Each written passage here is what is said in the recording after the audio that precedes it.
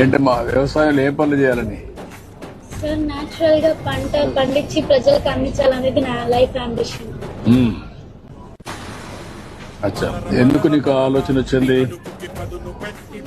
ఇప్పుడు ఎక్కువ ఫెర్టిలైజర్స్ తో పండిస్తున్నారు కదా సార్, దాని వల్ల మనుషులకి హార్మ్ అవుతుంది. అది నాకు చిన్నప్పటి నుంచి అనిపించేది. అంటే ఫుడ్ హాస్పిటల్కి వెళ్ళినా కానీ ఫుడ్ తీసుకోమని చెప్తారు కదా, ఫుడ్ బాగోకపోతే ఇంకా ఏం తింటారు ప్రజలు అనేది ఒక ఆలోచన వచ్చింది నాకు. అందుకే బెస్ట్ గా ఫార్మింగ్ చేసి న్యాచురల్ గా ప్రజలందరికీ అందించాలని. మన రాష్ట్రంలో ఒక ప్రయోగం జరుగుతుంది తెలుసా నీకు?